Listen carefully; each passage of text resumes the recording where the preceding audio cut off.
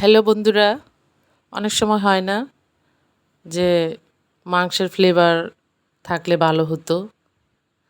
মাংস নাই কিন্তু এমন একটা রেসিপি যেটাতে মাংসের স্বাদ পাওয়া যাচ্ছে, তেমন একটি রেসিপি শেয়ার করব। আশা করছি ভালো লাগবে।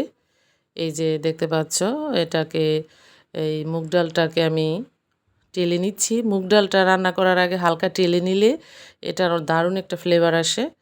এই কাঁচা মুগ ডালটা বাজার থেকে কিনে এনেছি, এটাকে আমি হালকা করে টেলে নিলাম। আমি বন্ধুরা আজকে ডাল রান্না করে দেখাবো। ডাল সাধারণ একটি রান্না, কিন্তু এটা অনেক সুন্দরভাবে অন্যভাবে রান্না করে দেখাবো। আমি এখানে বুটের ডাল এবং মসুর ডাল ভিজিয়ে রেখেছিলাম কয়েক ঘন্টা। এই যে দেখতে পাচ্ছ, আমি 3 ধরনের ডাল দিয়ে মজাদার একটি রেসিপি শেয়ার করতে যাচ্ছি। আশা করছি ভালো লাগবে। একবার এই ডালটা একবার খেলে বুঝতে পারবে, সম্পূর্ণ মাংসের মতো লাগবে। আমি এই 3 ধরনের ডাল একসাথে সিদ্ধ করে নিব। সবসময় ডালটা আলাদাভাবে সিদ্ধ করে রান্না করলে ভালো হয়। এখানে স্বাদ মতো লবণ দিয়ে দিলাম। লবণটা দিলে ডালটা দ্রুত সিদ্ধ হবে এবং নরম হবে। এই ডাল জাতীয় জিনিসগুলো সবসময় লবণ দিয়ে ভালো করে সিদ্ধ করে নিতে হয়, তাহলে রান্নাটা অনেক দ্রুত হয়, অনেক সুন্দর হয়। এই যে দেখতে পাচ্ছ, আমি এগুলো সিদ্ধ করে নিব। এই পানিগুলো ফেলবো না, একবারে সাথে দিয়ে দিব। তোমরা চাইলে এটা প্রেশার কুকারে সিদ্ধ করে নিতে পারো, তবে প্রেশার কুকারে ডালটা সিদ্ধ করলে বেশি নরম হয়ে যায়, এটা তেমন একটা লাগে না, ভালো লাগে না। আমি পেঁয়াজটাকে তেলের মধ্যে হালকা নরম করে ভেজে নিব। দিয়ে দিলাম গোটা মশলা, অবশ্যই এটা দিতে হবে, এলাচ, দারচিনি, তেজপাতা। এটা দিলে অনেক এই ডালটা থেকে একবারে মাংসের ফ্লেভার আসে। আর এই ডালটা পরোটা, রুটির সাথে অনেক ভালো লাগে নাস্তা হিসেবে।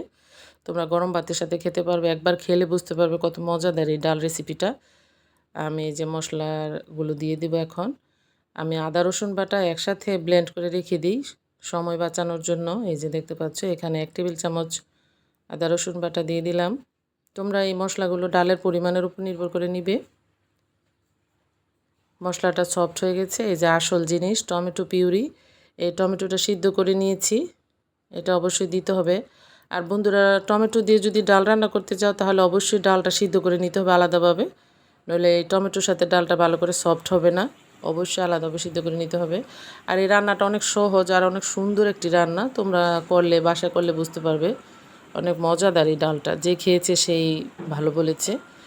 হলুদ মরিচের গুঁড়ো দিয়ে দিলাম। এখানে টমেটো যেহেতু লাল আছে, এজন্য হলুদ মরিচটা একটু কম দিয়েছি, এতে করে ব্যালেন্স হবে ডালের কালারটা। ধনিয়ার গুঁড়ো দিয়ে দিলাম। বন্ধুরা, খুব সুন্দর এবং খুব সহজ একটি রান্না। টালা জিরার গুঁড়ো দিয়ে দিয়েছি। এই মশলাগুলো স্কিপ করা যাবে না, এগুলো অবশ্যই দিতে হবে। এটা অন্যভাবে, ডালটা সম্পূর্ণ অন্যভাবে রান্না করেছি। তোমরা তো ডাল সচরাচর রান্না করো, কিন্তু এটা এভাবে রান্না করে দেখো, খুব ভালো লাগবে। আমি মশলাগুলো কষানো হয়ে গেছে, এই যে দেখতে পাচ্ছ। মাশাল্লাহ, একদম সুন্দর। এইভাবে মাংস কষালেও একটা মাংসের মতো গ্রান আসে। এই মশলাটা যদি এইভাবে কষাও, মনে হবে মাংস রান্না করতেছি। কিছু আলু আমি কিউব করে দিয়েছি, ডালটা ভালো লাগবে আলুটা দিলে, দেখতে পারবে কত সুন্দর একটি ডাল হয়। এই যে আলুগুলো আমি আলাদাভাবে সিদ্ধ করে নিয়েছি বন্ধুরা। এই টমেটোর সাথে আলু সিদ্ধ হবে না, এজন্য এই কিউব করে কেটে আমি আলাদাভাবে লবণ দিয়ে সিদ্ধ করে নিয়েছি আলুটা। এভাবেই করতে হবে, নইলে আলুটা শক্ত হয়ে যাবে, আলু ভালো করে সফট হবে না। আর এই যে দেখতে পাচ্ছ, মাশাল্লাহ, খুব সুন্দরভাবে এখানে 3 ধরনের ডাল আছে, সিদ্ধ হয়েছে, খুব ভালোভাবে সিদ্ধ হয়েছে ডালটা। দেখতে পাচ্ছ একদম সফট হয়েছে, কিন্তু আবার দানা দানা আছে, দেখা যাচ্ছে। আর যদি এই ডালটা প্রেশার কুকারে সিদ্ধ করতে যাও তাহলে একদম গলে যাবে।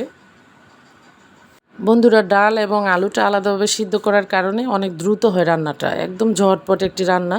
তোমরা সকালবেলা রুটি পরোটার সাথে এই ডালটা ট্রাই করে দেখতে পারো, খুব ভালো লাগবে। আমি প্রায় এই ডালটা ট্রাই করি বাসায়, খুব ভালো লাগে, অনেক মজাদার একটি ডাল। আলুটা দেওয়াতে অনেক ভালো লাগবে। এক একজন এক একভাবে রান্না করে, তবে এবার রান্না করে দেখো, অনেক মজাদার এই ডাল রেসিপিটা, খুব ভালো লাগবে। এই যে দেখতে পাচ্ছ, মাশাল্লাহ, একদম ঘনত্বটা খুব সুন্দর হয়েছে। এটাকে বলক আনাবো। তোমরা এখানে সামান্য চিনি দিবে, টেস্টটা অন্যরকম হবে। আর যদি না চাও তাহলে না দিলেও চলবে, কোনো সমস্যা নেই, তবে আমি একটু দিই। এই যে আমি কিছু কাঁচামরিচ দিয়ে দিয়েছি। মাশাল্লাহ, খুব সুন্দর।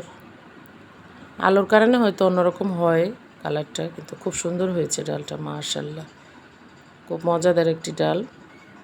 ভিডিওটা কেমন লেগেছে কমেন্টস করে জানিও। আর চ্যানেলটাকে সাবস্ক্রাইব করে পাশে থেকো যদি ভালো লেগে থাকে। সবাইকে অনেক অনেক ধন্যবাদ। আল্লাহ হাফিজ।